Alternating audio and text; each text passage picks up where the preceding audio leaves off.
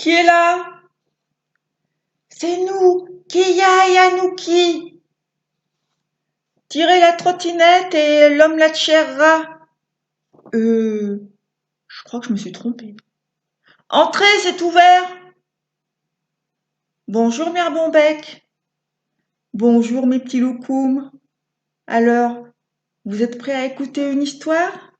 Vos oreilles sont bien grandes ouvertes? Oui, Mère Bonbec. Ce matin-là, le soleil se leva, mais rien ne se passa. Ce matin-là, le coq chanta, mais rien n'arriva. Dans la forêt, il n'y avait aucun bruit. Pas de traîneau qui glisse, pas de bottes qui crissent, pas de Père Noël qui s'agite, rien. Rien que le silence dans la forêt immense. Alors on s'étonna. Ce furent d'abord les lutins qui, comme chaque matin, sciaient, coupaient, rabotaient et triaient des bûches de bois qu'ils rangeaient bien droit. Ils s'arrêtèrent soudain et écoutèrent. Mais rien. Rien que le silence dans la forêt immense. Ce furent ensuite les farfadets qui fabriquaient les jouets. Pan! Un coup de marteau, un tour de vis et chlac! L'affaire est dans le sac. Ils s'arrêtèrent également et écoutèrent. Mais rien. Rien que le silence dans la forêt immense. Ce furent enfin les fées qui, de leurs doigts fuselés, filaient, tissaient, découpaient et cousaient les habits des poupées. Elles s'arrêtèrent à leur tour et écoutèrent. Mais rien. Rien que le silence dans la forêt immense. Alors on s'inquiéta. Qu'est-il arrivé au Père Noël? Tous eurent brusquement peur qu'il ne soit arrivé un malheur si grand que plus rien ne serait comme avant.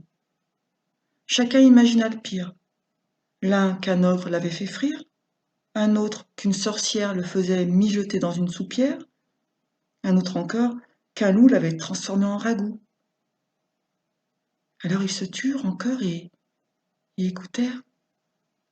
Mais rien, rien, rien que le silence dans la forêt immense. Alors on trembla.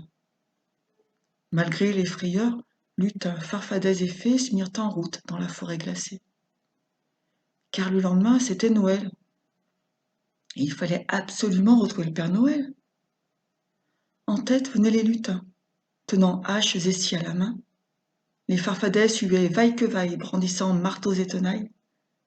Derrière eux, en rang serré, trottinaient les fées. Tous s'avançaient sans un bruit, dans la forêt, plus profonde que la nuit. Au détour d'un chemin, niché au milieu des sapins, ils aperçurent la maison du Père Noël. Ils s'en approchèrent tout doucement, sursautant au moindre souffle de vent. Faisaient leurs dents, faisaient leurs genoux, faisaient leur cœur.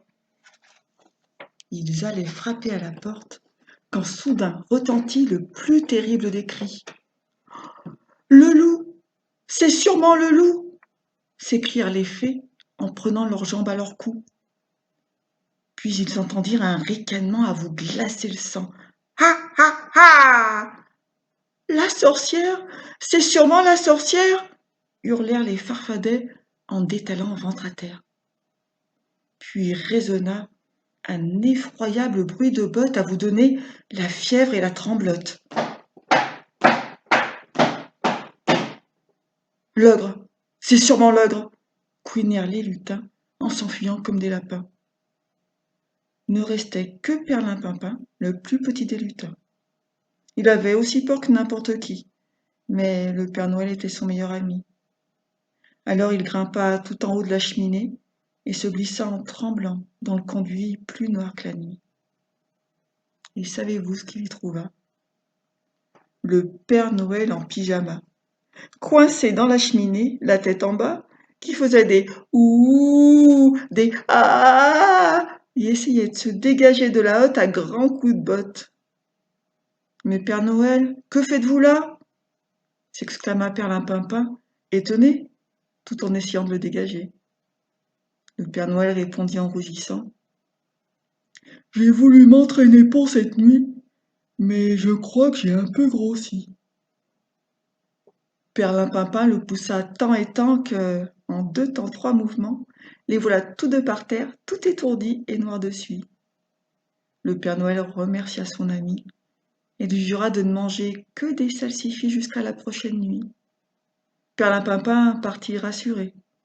Le Père Noël pourrait faire sa tournée.